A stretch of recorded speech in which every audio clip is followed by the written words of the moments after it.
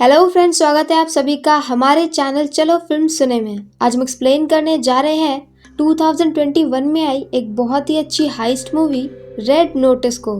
Personally मुझे ये movie बहुत ही ज़्यादा पसंद आई क्योंकि इसमें हाइस्ट, एंटरटेनमेंट, कॉमेडी सब कुछ था। तो let's roll up the intro और चलो फिल्म सुने।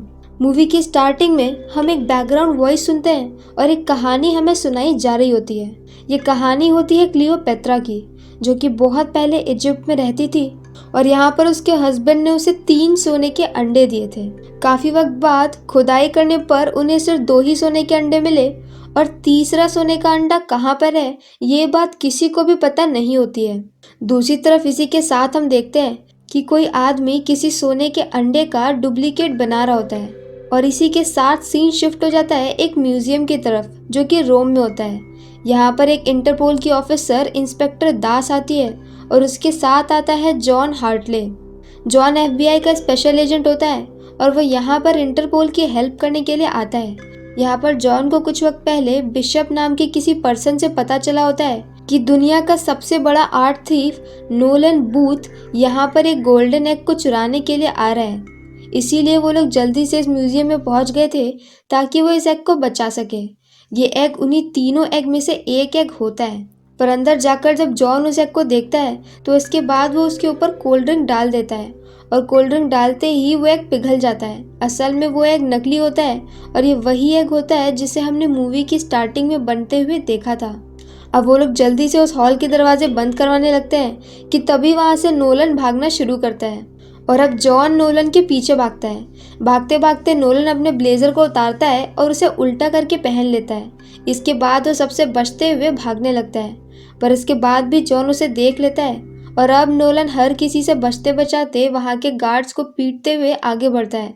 पर यहाँ पर एंड में आकर जॉन उसे पकड़ ही लेता है और अब वो जॉन के सामने होता है कि तभी वहाँ पर दास भी आ जाती है और अब कोई चारा ना होने पर नोलन विंडो से जंप मार देता है। पर यहाँ पर जॉन भी इसके पीछे कूदता है और दोबारा से उसके पीछे भागने लगता है। पर नोलन को किस्मत से यहाँ पर एक बाइक मिल जाती है और वो बाइक लेकर के भागने लगता है और जॉन को यहाँ पर एक स्पोर्ट्स कार मिलती है, पर गलती से स्पोर्ट्स कार का एक्सीडेंट हो जाता है और वो शुरू में ही खत्म हो जाता है और नोलन वहाँ से निकल जाता है।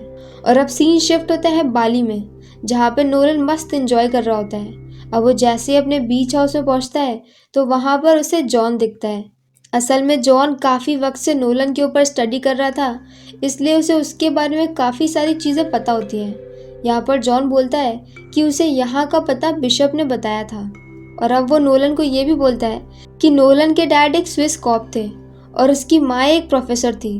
वो 6 साल की उम्र से ही चोरी करने लगा था और वो पैसों के लिए चोरी नहीं करता है, बस उसे फेमस होना होता है। इसीलिए वो ऐसी जगहों पे चोरी करता है जहाँ पर चोरी करना मुश्किल हो और जहाँ पर चोरी करके वो हेडलाइंस में आ सके। और इतना बोल करके वो उसे अरेस्ट कर लेता है और अब सीन शिफ्ट होता है एक वैन की तरफ जिसमें उसे बिठा करके लेकर के जाना था। यहाँ पर दास बोलती है कि एग को दूसरे वैन में रखेंगे और नोलन को दूसरे वैन में रखेंगे और जिस वैन से एग को जाना होता है उसी वैन से जॉन भी जा रहा होता है। यहाँ पर वो एक कॉप को वैन का दरवाज़ा बंद करने के लिए बोलता है और आगे की तरफ चला जाता है, पर वो कॉप असल में एक चोर होती है और उसी का नाम होता है बिशप। बिशप यहाँ पर नकली एग रखती है और असली एग ले करके वहाँ से निकल जाती है। अब सीन शिफ्ट होता है एक बार में, जहाँ पर जॉन से मिलने के लिए दास आती है। दास यहाँ पर बता देती है कि वो एग नकली है और रास्ते में किसी ने उस एग को चोरी कर लिया था और आज ही के दिन जॉन के अकाउंट में $8 मिलियन आ चुके हैं। और साथ ही में उसने FBI में पता किया तो उसे पता चला कि वहाँ पर वो किसी भी जॉन को नहीं जानते हैं। तो दास को ऐसा लगता है कि जॉन ही चोर है और इसी के साथ वो उसे अरेस्ट कर लेती है। वो उसे अरेस्ट करके रशिया के उस जेल में भेजती है जहाँ पर उसने नोलन को भी भेजा होता है और यहाँ पर वही दोनों सेलमेट्स भी होते हैं। नोलन का कैरेक्टर यहाँ पे हर चीज़ को मजाक में लेने का और हर बात में जोक क्रैक करने का होता है, जो कि इस मूवी का बेस्ट पार्ट भी होता है। अब नेक्स्ट सीन में नोलन और जॉन मेस में बैठे होते हैं तो यहाँ पर नोलन जॉन को बताता है कि इजिप्ट के एक बहुत बड़े बिलियनियर ने ऐसा बोला है कि जो भी उसकी बेटी की शादी के लिए उसे तीनों गोल्डन एग ला करके दे देगा उसे $300 करोड़ मिलेंगे। और इसीलिए बिशप और नोलन दोनों ही उन एग के पीछे लगे होते हैं कि तभी वहाँ पर कुछ गार्ड्स आते हैं और उन्हें लेकर के एक ऑफिस में जाते हैं। और अब यहाँ पर उनके सामने होती है बिशप, जो कि यहाँ पर जेल की कैप्टन बन के आई थी। बिशप एक लड़की होती है और वो एक बहुत अच्छी हैकर होती है। पहला एग तो उसके पास आ चुका होता है और दूसरा एग भी वो चुरा लेगी, पर तीसरे एग का पता किसी को भी नहीं होता है सिवाय नोलन के। अब वो नोलन को बोलती है कि वो उसे तीसरे एग का पता बता दे तो बदले में वो उसे 10% पैसे दे देंगे और साथ ही में वो दोनों इस जेल से भी छूट सकते हैं। अब क्योंकि बिशप भी नोलन की तरह ही एक आर्ट थीफ होती है और वो खुद को नंबर 1 मान रही होती है और इन दोनों के ही बीच में नंबर 1 बनने का कंपटीशन चलता रहता है, इसीलिए नोलन उसकी बात नहीं मानता है और उसको ऑफर रिजेक्ट कर देता है। तो इसके बाद बिशप वहाँ से चली जाती है, पर जाने से पहले वो जॉन को बता देती है कि उसी ने जॉन को जेल में भिजवाया है। अब क्योंकि वो बहुत अच्छी हैकर थी तो कंप्यूटर को हैक करके FBI में से उसका नाम हटा देती है और जब दास कॉल करके FBI में पता करती है तो वो कॉल वो अपने पास ट्रांसफ़र कर लेती है। साथ ही में वो उसके अकाउंट में $8 मिलियन भी ट्रांसफ़र कर देती है ताकि जॉन को भी सज़ा हो जाए और अब जॉन उसके पीछे उसे पकड़ने के लिए ना पाए। अब नेक्स्ट सीन में जॉन और नोलन वहीं पर एक दीवार बना रहे होते हैं। यहाँ पर उन्हें पत्थर के टुकड़ों को लगाना होता है और उनसे मिला करके एक दीवार तैयार करनी होती है। जॉन से एक पत्थर गिरने वाला था तो नोलन वहाँ पर एक छोटा सा पत्थर लगाकर पूरी वॉल को बैलेंस कर देता है। अब जॉन यहाँ पर नोलन को एक ऑफर देता है। वो कहता है कि अगर वो उसकी हेल्प करे बिशप को पकड़ने में तो फिर वो बिशप को पकड़ करके जेल में डाल देगा और बदले में नोलन यहाँ का नंबर 1 आर्ट थीफ बन जाएगा। अब क्योंकि नोलन को नंबर 1 तो बनना ही होता है तो वो इसके लिए मान जाता है और नोलन को पता होता है कि इसके बाद बिशप कहाँ जाएगी। असल में जो सेकंड एग होता है वो सोतो वोस नाम के एक आर्म डीलर के पास में होता है। वो एग उसी के घर में होता है। तो अब इसके बाद बिशप उसी एग को चुराने के लिए जाएगी और उस आर्म डीलर के घर में एक पार्टी होने वाली होती है।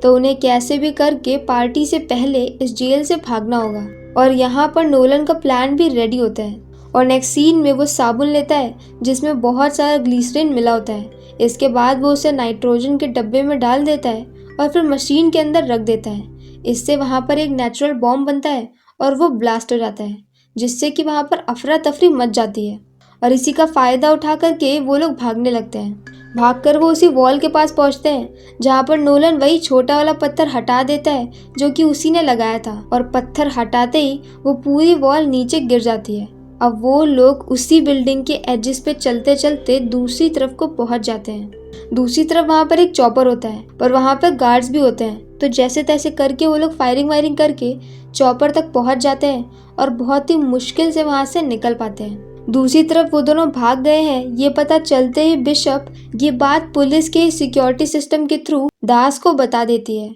और अब दास भी उन दोनों के पीछे लग जाती है। और अब जॉन और नोलन भाग करके नोलन के फ्रेंड के पास पहुंचते हैं जहां पर उसने उनके लिए प्लेन का, कपड़ों का, हर चीज का इंतजाम करके रखा होता है। अब यहाँ प्लेन में अंदर नोलन अपना प्लान बताता है। वो बताता है कि सोटो के घर में पार्टी होने वाली है और उसके बेडरूम में अंदर एक वॉल्ट है और वॉल्ट के अंदर वो एक रखा हुआ है। उस वॉल्ट को खोलने के लिए उसकी आवाज़ और उसका फेस लगेगा और इसके लिए वो लोग एक हाईटेक डिजिटल डिवाइस को यूज़ करेंगे। इससे पहले वहाँ पर कोड्स डाले जाते हैं और वो कोड्स उसके फ़ोन में है और फ़ोन उसके फिंगरप्रिंट से ही अनलॉक हो सकता है। तो उन्हें उसके फिंगरप्रिंट और वो फ़ोन भी चाहिए होगा। साथ ही में उसके बेडरूम के सामने 2 गार्ड्स रहते हैं और वो एक बार ही अपनी ड्यूटी चेंज करते हैं और ये वक्त होता है बीच में 45 सेकेंड का, जिस वक्त में वो उस बेडरूम के अंदर एंटर कर सकते हैं। अब नेक्स्ट सीन में ये दोनों इस पार्टी में पहुंच जाते हैं जो कि एक मास पार्टी होती है और यहाँ पर उनका प्लान होता है कि नोलन फिंगरप्रिंट लेगा और जॉन फ़ोन चुराएगा। पर तभी जॉन को वहाँ पर बिशप दिख जाती है तो वो बिशप के पास चला जाता है। वो कहता है कि वो बिशप को पकड़ना चाहता है ताकि वह FBI के सामने खुद को बेगुनाह प्रूव कर सके। पर जाहिर सी बात है कि बिशप ऐसा कुछ भी नहीं करने वाली है।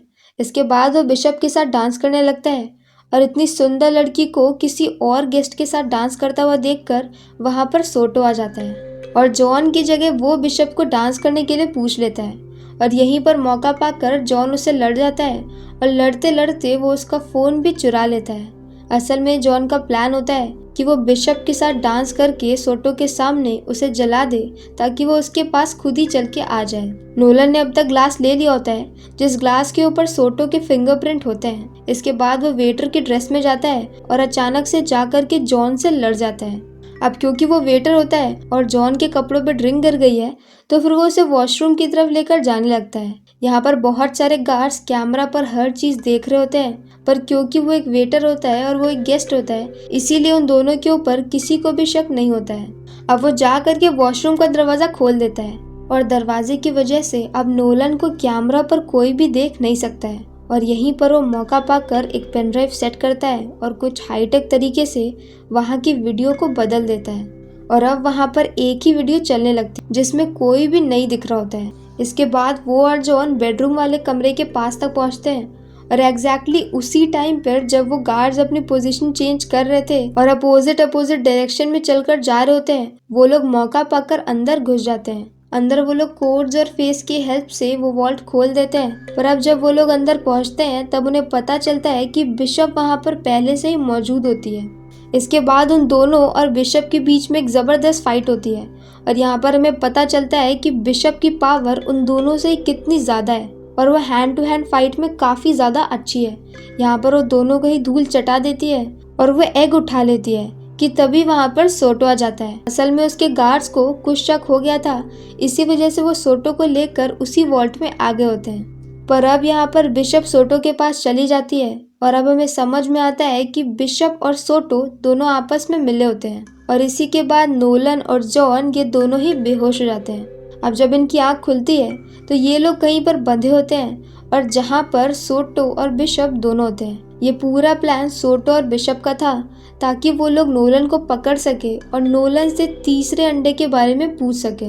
पहले तो नोलन बताने से मना कर देता है तो बिशप जॉन को इलेक्ट्रिक शॉक देने लगती है, पर इससे भी बात नहीं बनती है। तो फिर वहाँ पर सोटो आता है और जॉन का गला दबाने लगता है और अब मजबूरी में आकर के नोलन को बताना पड़ता है। वो बताता है कि इजिप्ट के अंदर एक पिरामिड है और उसी के अंदर क्लियोपैत्रा के ताबूत के अंदर वो आखिरी अंडा रखा हुआ है और क्योंकि उसकी माँ पुरानी ही चीजों की प्रोफेसर थी इसीलिए उसे उसके बारे में बहुत अच्छे से पता होता है। और अब फाइनली तीसरे एग के बारे में पता चलने के बाद बिशप वहाँ पर सोटो को ही एक पंच मार के बेहोश कर देती है और वहाँ से निकल जाती है। पर थोड़ी ही देर में सोटो को होश आता है और वो एक गन उठाता है और उन दोनों को ही शूट करने की कोशिश करने लगता है, पर मार खाने की वजह से उसे कुछ भी सही से नहीं दिख रहा होता है तो वो ऑलमोस्ट सारे शॉट मिस कर देता है। और अब तक जॉन ने भी अपनी हथकड़ी खोल ली होती है और अब वो यहाँ से जाने लगता है बिशप के पीछे, पर तभी नोलन उसे बताता है कि उसने बिशप को सब कुछ झूठ बोला था और तीसरा एग कहाँ है ये अभी भी उसने किसी को भी नहीं बताया है। तो अब जॉन नोलन को भी खोल देता है और उसके साथ वहाँ से निकलने लगता है, पर तभी एक बार फिर से सोटो को होश आता है और वो उनका पीछा करने लगता है। तो वो भागते भागते एक जगह से ऊपर जाते हैं जहाँ पर उन्हें पता चलता है कि वो एग्जिट के बजाय एक बुल फाइटिंग के मैच में आ चुके हैं जो कि जहाँ पर वो लोग बंधे थे उसी जगह के ऊपर चल रहा था। अब वो लोग यहाँ पे बुल से जैसे तैसे बचते हैं और वहाँ से निकल जाते हैं। अब सीन शिफ्ट होता है एक ट्रेन में जहाँ पर वो दोनों ही बैठे होते हैं और अब यहाँ पर नोलन उसे अपनी कहानी सुनाना शुरू करता है। वो बताता है कि उसके डैड एक स्विस कॉप थे जिन्हें बहुत ज़्यादा शौक था पुरानी ज़माने की चीज़ों का और वो अक्सर अलग अलग जगह पे जाते थे और वहाँ से चीज़ें खरीद कर लेकर आते थे। वैसे ही एक दिन एक वॉच लेकर के आए थे जो कि एक दिन अपने आप ही गायब हो जाती है, पर उन्हें लगता है कि शायद नोलन ने उसे चुरा लिया है और वो इसके बारे में उससे पूछते हैं, पर नोलन ने चोरी नहीं की थी तो इस बात को मानने से साफ साफ मना कर देता है। पर इसके बाद उसके डैड उससे 1 साल तक बिल्कुल भी बात नहीं करते हैं और 1 साल बाद जब उन्हें अपनी वॉच मिल जाती है जो कि उन्होंने कहीं पर रख कर भूल गए थे तो वो दोबारा से नोलन से बात करने लगते हैं, पर इस बार नोलन उनसे बात नहीं करता है और यहीं से उन दोनों के रिश्ते हमेशा के लिए खराब हो जाते हैं। इसके काफ़ी वक्त बाद जब उसके डैड की डेथ हो जाती है तो एक दिन ऐसे उनके ऑफिस में जाता है जहाँ पर उसे वही वॉच दिखती है जिसकी वजह से उनका रिश्ता टूटा था। तो इस वॉच को देख कर के उसको गुस्सा आता है और वो गुस्से में आकर के उसे दीवार पर मार देता है और अब दीवार को मारने के बाद उसके अंदर से टूट करके कुछ निकलता है। अब यहाँ पर इस वॉच की कहानी ये होती है कि बहुत वक्त पहले जब नाजीज का राज चलता था तब उनके पास ही वो सोने का अंडा था, और जब उनके ऊपर अटैक होने लगा और उन्हें समझ में आया कि अब वो जीत नहीं सकते हैं, तो उन्हीं में से एक नाजी एक बहुत बड़े सूटकेस को लेकर बहुत दूर अर्जेंटीना तक ट्रैवल करता है। और यहाँ पर उस सूटकेस में क्या था ये किसी को भी नहीं पता होता। तो नोलन को यहाँ पर विश्वास होता है कि उस सूटकेस में वो एग होगा, और वो एग उसने अर्जेंटीना में छुपाया होगा। साथ में उस वॉच से जो टुकड़ा निकला होता है उसमें कुछ नंबर्स दिए थे, जो कि उसी एग्जैक्ट जगह की लोकेशन होती है जहाँ पर वो एग रखा हुआ है। और ये एक अंडरग्राउंड बंकर होता है, क्योंकि नाजी अपने वक्त में ऐसे बहुत सारे बंकर बनवाते थे ताकि कभी भी अगर उनके ऊपर हमला हो तो वो इन्हीं बंकर्स के अंदर जाकर के छिप सकें। और अब यहीं पर ये फ्लैशबैक खत्म होता है, और इसके बाद नोलन जॉन को उसी जंगल में लेके जाता है। यहाँ पर वो लोग उस जगह पे पहुंच जाते हैं जहाँ पर नीचे बंकर का रास्ता होता है। अब वो लोग रास्ते को खोलते हैं और अंदर पहुंच जाते हैं। अंदर यहाँ पर एक वॉल्ट होता है जिसके ऊपर लगाने के लिए एक जगह बची होती है, और यहाँ पर वो अपने डैड की वही वॉच को लगा देता है, और इसके बाद वो वॉल्ट खुल जाता है। और इस वॉल्ट के अंदर बहुत सारा गोल्ड होता है और बहुत सारी दूसरी बहुत ही प्रीशियस चीज़ें होती हैं, जैसे कि बहुत ही अच्छी विंटेज कार वगैरह ये सब। यहाँ पर एक रास्ता भी होता है जो कि एक माइन से कनेक्टेड होता है। वो लोग देश से चीज़ें चुरा करके यहीं पर ला करके जमा करते थे इन्हीं माइन के रास्तों से। यहाँ पर नोलन को ढूंढने पर वो तीसरा एग भी मिल जाता है, पर तभी वहाँ पर बिशप आ जाती है। असल में बिशप को पहले से ही पता था कि नोलन ने उससे झूठ बोला है, और इसीलिए वो जानबूझकर सोटो को थोड़ा सा मारकर वहाँ से गई थी, ताकि बाद में सोटो से जान बचाने के लिए वो लोग भाग जाएं, और भाग करके वो लोग तीसरे एग के पास चले जाएं, और वो उनका पीछा करते करते उसी जगह पे पहुंच जाए। और होता भी बिल्कुल ऐसा ही है। पर तभी वहाँ पर दास आ जाती है, क्योंकि दास की नज़र भी इन सबके ऊपर थी और वो बिशप का काफ़ी वक्त से पीछा कर रही होती है। अब यहाँ पर इन सभी के बीच में फाइटिंग शुरू हो जाती है, जहाँ पर नोलन, जॉन और बिशप ये तीनों एक टीम में हो जाते हैं। अब ये लोग एक विंटेज कार को लेते हैं और माइन के रास्ते से वहाँ से जाने लगते हैं।